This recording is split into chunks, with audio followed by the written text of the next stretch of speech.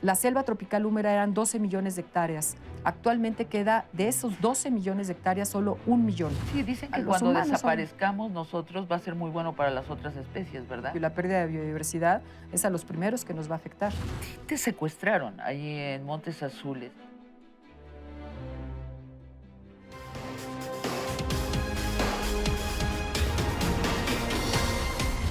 Julia Carabias, exsecretaria de Recursos Naturales, ecologista de toda la vida, recién medalla Belisario Domínguez. Felicidades y bienvenida otra vez. Muchísimas gracias. Julia, cuéntame de la Reserva Montes Azules. ¿Dónde está para empezar? Bueno, la Reserva de la Biosfera Montes Azules está en el estado de Chiapas, en la región que se llama Selva Lacandona, que es en la parte colindante con la frontera de Guatemala. Esta es la región más importante de México en donde se conservan las selvas más diversas de nuestro país. Además, es la que está generando la mayor cantidad de agua dulce.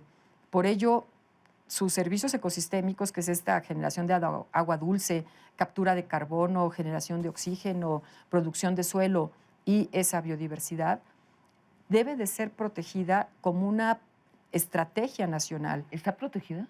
Está protegida bajo el régimen de las áreas naturales protegidas, Ajá. por eso es Reserva de la Biosfera Montes Azules, y hay otras 7, la de Lacantún, Yaxchilán, Bonampak, Najá, Metzabó y una comunitaria que es la Cojolita.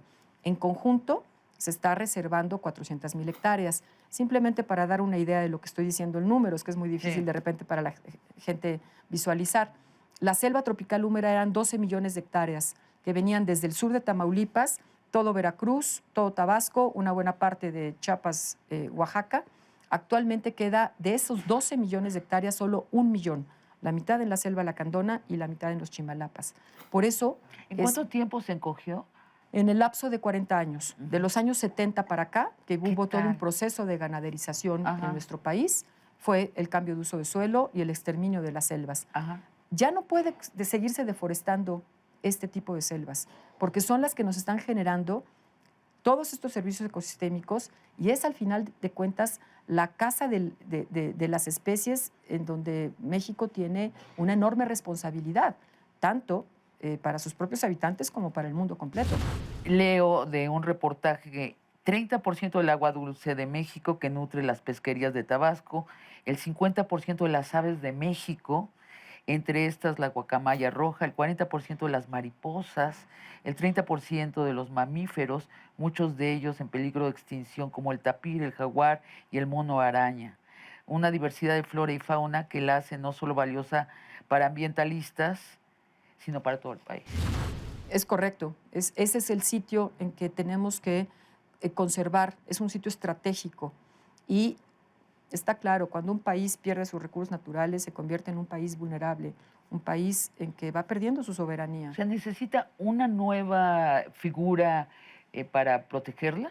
No, la protección en términos de su figura jurídica es correcta. Las áreas naturales protegidas son la mejor forma de proteger nuestro patrimonio natural. El asunto es que no puede hacerse uno con la contradicción con las comunidades campesinas locales. ¿Y ahorita Tiene- están en contradicción? Porque se limita la forma de uso y no se les da una alternativa. Entonces, las inversiones a las que nos referíamos en el programa pasado, en las que tiene que haber un proceso de coordinación entre la inversión agrícola, de turismo, ganadera, forestal, tiene que estar armónicamente establecida con, Con la gente. con la gente y con la protección Bueno, de también estas son una zonas. especie en peligro de extinción, ¿no? En esos territorios, si no se les acomoda dentro del plan total, Todos los humanos estamos en un problema muy serio. El cambio ¿verdad? climático y la pérdida de biodiversidad es a los primeros que nos va a afectar. La biodiversidad en el planeta va a seguir, no la misma, pero la vida va a seguir. Sí, dicen A que los cuando humanos son, desaparezcamos nosotros va a ser muy bueno para las otras especies, ¿verdad? Para pues, las que dejemos. habrá sido tal el impacto si eso llegara a ocurrir, pero pensemos en que somos capaces en poder enderezar el rumbo para que eso no se llegue. Se llama antropocentro, ¿no? Lo que Es estamos la nueva era viviendo del porque antropocentro. somos nosotros como somos el factor más determinante en la ecología. Hemos pasado a ser el factor más determinante. Y somos los que estamos definiendo esta sexta extinción de especies. y Así somos es. una especie más. Entonces, eso es lo que éticamente es totalmente inaceptable. Ahora, son sobre todo los humanos ricos, ¿no? Los que están haciendo esto, porque quiero regresar a las etnias que viven en Montes Azules. ¿Ellos están extinguiendo la naturaleza o no están encontrando un lugar en la naturaleza? ¿Cómo es? Mira, yo creo que esto es un tema en que se expresa de manera distinta, pero ricos y pobres, la clase media, todos estamos teniendo un impacto muy serio porque no tenemos patrones de consumo responsables y sustentables, porque estamos siendo bombardeados de un consumo que nos está llevando hacia angustias, incluso cuando no logramos cubrir el consumo. Y no estoy hablando de las necesidades básicas, sino de estas obsesiones que hay por comprar un conjunto de productos que nos están bombardeando constantemente, ¿no? Es- Julia, ¿hace cuánto tiempo estás trabajando en la Reserva Montes Azules? Cuando terminé mi función en la Secretaría, yo antes de entrar a la Secretaría estaba trabajando en la montaña de Guerrero, en la región de Oaxaca y Nusila, en la meseta Purépecha en Michoacán y en Durango, en la zona del desierto. Pero en la Secretaría convoqué a todo el equipo de trabajo que estábamos trabajando en estas regiones. Ellos muchos permanecieron en la función pública y yo entonces me sumé a un proyecto que traía Javier de la Maza en la Selva Lacandona en la conservación de las áreas naturales protegidas. Mi expertise ha sido mucho más en el manejo sustentable de los recursos naturales, trabajando con comunidades campesinas e indígenas. Así sumamos entonces estas dos visiones, hemos hecho una sinergia y creo que por ahí Quiero van. irme rápidamente a lo personal. A ti te secuestraron ahí en Montes Azules y creo que es una anécdota que refleja las contradicciones que estaban sucediendo, por lo menos hace unos meses. Y me parece muy interesante que nos expliques estas contradicciones. Estabas, según leí, en una cabaña, no sé si es En la una cabaña. estación Chajul, donde se hacen todos los trabajos de conservación ¿Y e son investigación. cabañas? Sí, O... son pequeños módulos. Esteban Moctezuma los conoce muy bien porque ahí se queda siempre con nosotros. Ah, sí. Son pequeños módulos en donde Estás dormida y de pronto entran y te sacan de allí. sí, con armas largas, me, me lleva un grupo de gente armada, atravesamos el río, caminamos por la selva hasta Guatemala. Hasta Guatemala. Sí, estamos muy cerca de Guatemala, ¿no? Pero Ajá. caminamos unas 3 horas en la noche. Ya al final, pues, quedamos en el lado guatemalteco, y Te ahí dicen permanecimos. que quieren un rescate. Al inicio me dijeron que era para llevarme a hablar con sus jefes, que eran los zapatistas. Esto era un discurso evidentemente falso. Yo lo comprendí desde el inicio que ese no era la tirada. Y ya cuando estábamos del otro lado, pues piden un rescate, ¿no? Rescate que yo les dije que de ninguna manera, que no iba, que yo no tenía dinero y que no iba, soy profesora universitaria y que ni con el boteo con todos mis amigos íbamos a lograrlo, entonces que se olvidaran de eso. Se dieron cuenta que Así iba se lo en serio. dijiste.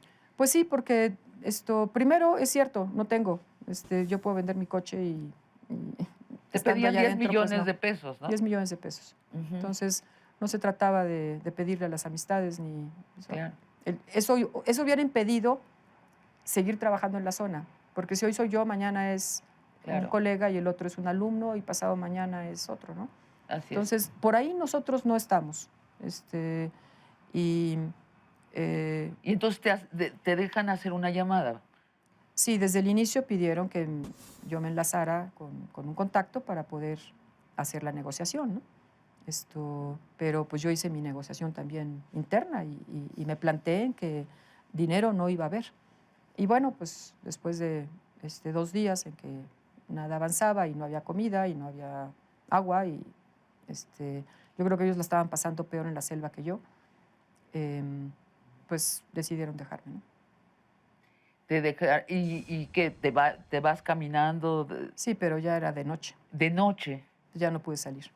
Entonces me quedé ahí. ¿Te quedaste dormida? Pues bueno, ¿Cómo dormida, ¿no? duerme uno? No, uno no duerme.